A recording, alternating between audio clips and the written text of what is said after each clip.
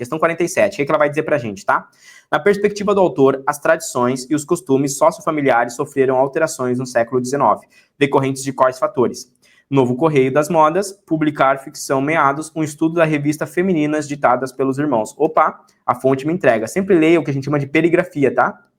Então, na prova do Enem, quando você entrar, toda a questão que você fizer no primeiro dia, muita atenção à fonte, né? Então, ele diz, ó, na perspectiva do autor, show de bola, as tradições e costumes sociofamiliares sofreram alterações. Um estudo das revistas femininas, provavelmente é uma questão que já envolve questão de gênero, tá? Então, o Enem, ele tem um padrão de cobrar questões de gênero, questões de movimento feminino. Tá? Questão de sociologia, basicamente. Dentro do contexto geral, algumas de história que envolvem também o papel da mulher na sociedade. Tá? Questão do século XIX, então eu já penso, ó, sofreram alterações no século XIX. O que eu já penso como século XIX? Eu penso ali na época de 1800 e pouco, até 1900, né? Olha só, 1853. Eu penso aqui, pô, a ideia aqui, a gente está pensando então um recorte onde a mulher não tinha muitos direitos, dentro do fundamento. A gente já sabe de um recorte histórico dentro disso, né? Perceba que direito ao voto, por exemplo, feminino é só lá em 1930. Então aqui a mulher, ela tem um papel muito restrito na sociedade, até mesmo uma dificuldade, até mesmo em ela estudar. Uma últimas provas que a gente fez, era até dividido, né? Sobre a mulher, por exemplo, estudar numa mesma escola, uma menina e um menino. Queriam separar de salas, ou defendiam que ela nem deveria ler, porque ela perderia a sua feminilidade, né? Ali a ideia do corpo belo, etc., ela não deveria aprender matemática. Então, isso aqui é tudo na temática ali do século XIX. Você tem que já fazer esse recorte. Opa, isso já vai me ajudar a acertar a questão.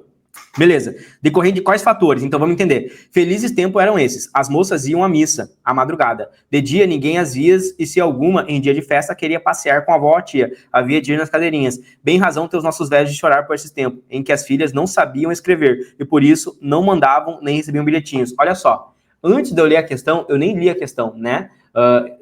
Diferente do que vocês imaginam, eu não tenho todas as 45 questões memorizadas em ordem na minha cabeça já cada questão, né? Porque se eu tivesse, aí seria muito fácil. Aí eu seria o He-Man na prova do Enem, simplesmente eu lembraria de todas as 1000 questões que já caíram na prova. Não é possível isso, né? Mas, antes de eu ler o texto, eu já trouxe todo o recorte do conteúdo. E aí eu vou te perguntar, você acha que a prova de humanas é uma prova interpretativa? Mas se ela é interpretativa, como é que eu respondi a questão sem ler o texto antes?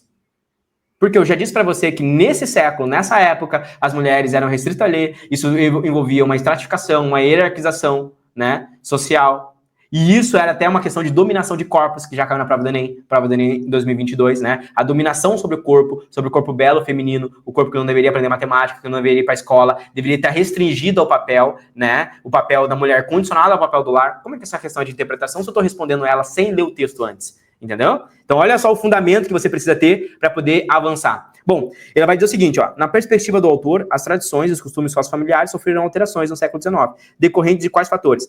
Hábitos de leitura e mobilidade regional.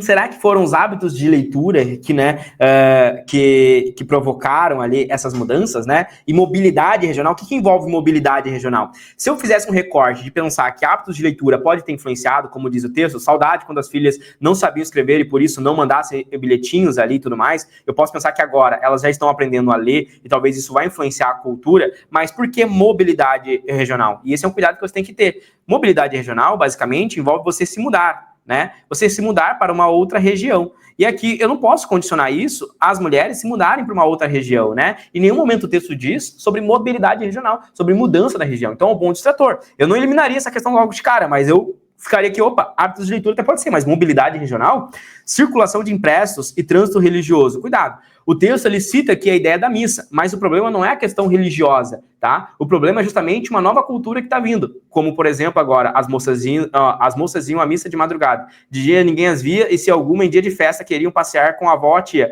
havia de ir de cadeirinhas. Bem razão tem os nossos velhos chorar por esses tempos, em que as filhas não sabiam escrever e por isso não mandavam nem recebiam bilhetinhos. Isso significa que agora elas sabem escrever e elas mandam bilhetinho. É um novo padrão de comportamento. Ou seja, o que o texto está trazendo para mim é um novo padrão de comportamento aqui. Claro, ele traz um exemplo da missa, mas o exemplo da missa é apenas um exemplo, não que é um novo padrão religioso na sociedade. Valorização da língua e imigração estrangeira. Em nenhum momento o texto também traz a visão de imigração estrangeira, né? Como se fosse questão de imigrantes que estão vindo, isso está modificando a cultura e o fundamento. O texto está trazendo sobre um novo padrão de comportamento que está acontecendo na sociedade. E qual que é esse novo comportamento que aconteceu na sociedade durante esse período? Práticas de letramento e transformação cultural. Opa! Talvez, então, nesse período ali do século XIX, as mulheres começaram, então, a ser inseridas no processo de leitura, né? Elas começaram ali a ler. Isso aqui é muito importante, até dando um recorte, né? Porque é nesse período que é importante que você entenda que existe a ideia do romantismo. Não é? Romantismo, primeira, segunda, terceira geração. Olha, recortando para a prova de linguagens. Bom, o romantismo, como você vai ter uma grande ideia, ele vai ter um público-alvo um pouco mais forte, que vai ser o público feminino, que é o principal público leitor. Então você entende que o surgimento desse romantismo e o surgimento também dessa leitura vai estar condicionado também que as mulheres estão lendo, né? E as mulheres vão fazer prática de letramento. Inclusive, se você quiser um contexto interessante, um dos maiores escritores da história do Brasil é Machado de Assis. Machado de Assis é do século XIX, se você não sabe, tá? Machado de Assis morre ali em 1908. Né? Logo depois da proclamação da República, ali no início da Primeira República, ali, ele vai morrer. Ou seja, ele está nesse período ali onde a gente tem o Segundo Império e no momento ali onde ocorre a abolição da escravidão. Ele vai crescendo. Tanto que existe um grande contexto que Machado de Assis, ele, dentro das características, ele é um escritor negro, mas que sofreu um processo ali que chama até mesmo de alienação, porque ele não falou e não criticou muito a escravidão, dentro do que é estudado sobre suas obras, né, dentro dos fundamentos. E ele, por ser uma criança, então, de cor, como era referida, né, dentro do contexto, significa que ele nasceu livre, provavelmente de pais livres, dentro desse fundamento. Só que Machado de Assis aprendeu a ler. Sabe onde ele aprendeu a ler? No Rio de Janeiro. Sabe em qual escola? Numa escola para meninas. Machado de Assis aprendeu literatura em uma aula que era feita para as meninas, porque não eram tantos homens que estudavam ali, às vezes, a literatura dentro de alguns fundamentos. Alguns até aprendiam, mas Machado de Assis aprendeu a literatura em uma escola para meninas no Rio de Janeiro, tá? Ali próximo do Palácio do Catete. Então, olha só a quantidade de conteúdos que eu já vou te dando aqui, para você acertar o fundamento, né? Então, Machado de Assis, ele, quando vai para essa escola ali, ele começa a aprender a literatura, já logo jovem, com 15 anos ele publica a sua primeira obra, ali, já vem a sua genialidade, né? Começa a produzir, então, as suas obras, e aí, claro, ele vai trazer um recorte, que vai ter um recorte um pouco pautado na ideia do romantismo, mas ele já vai para a ideia do realismo, né? Então, o Machado de Assis, ele é o principal escritor do realismo.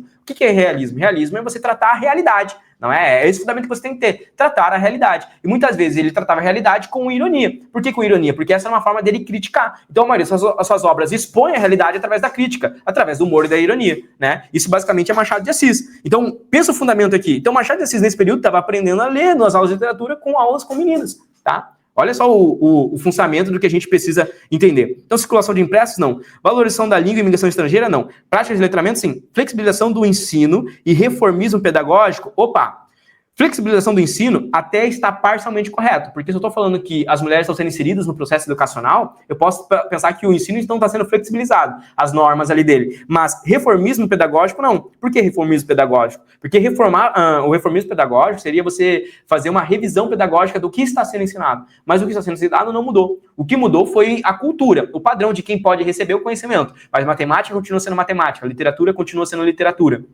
Tá? O reformismo pedagógico podemos associar muito mais a uma prática condicionada ao século XX e principalmente ao século XXI. Pensa que o reformismo pedagógico ele vai acontecer quando a gente reforma, por exemplo, e fala, olha, tem padrões na estrutura da sociedade que refletem um pensamento machista, um pensamento patriarcal, ou um pensamento racista. Então a gente precisa fazer um reformismo pedagógico. Esse ensino, ele não está correto. Esse ensino, ele reflete preconceitos, racismo, homofobia, questão de gênero. Então a gente precisa fazer um reformismo pedagógico. Até mesmo quando a gente traz para o século XXI, como é que pode cair reformismo pedagógico na sua prova? Quando faz, por exemplo, aquela nuance em você reformar a linguagem para trazer a linguagem neutra, por exemplo.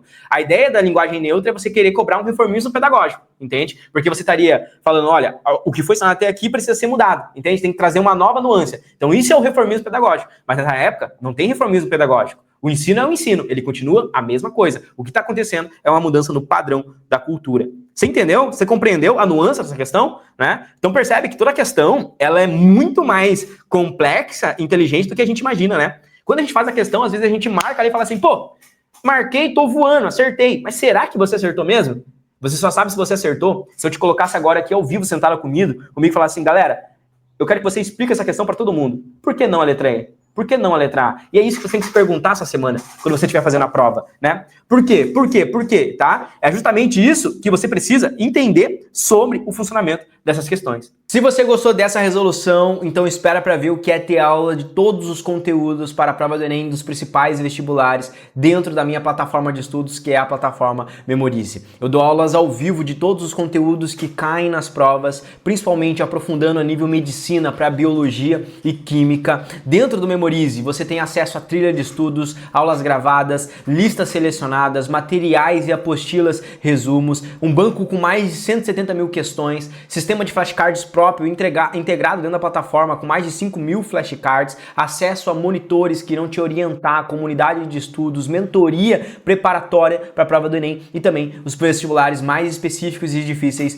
do Brasil. Se você está gostando então dessa resolução e quer mais, ou seja, quer se preparar em alto nível para a prova desse ano, aqui embaixo você vai encontrar o primeiro link, que é um link para você fazer parte da minha plataforma e ter aula comigo de todos os conteúdos e se preparar, elevar o seu nível para ser aprovado ainda esse ano. Clica aqui embaixo e vem fazer parte da maior e melhor plataforma de preparação para Enem e vestibulares do Brasil. Um grande abraço e eu te vejo lá dentro.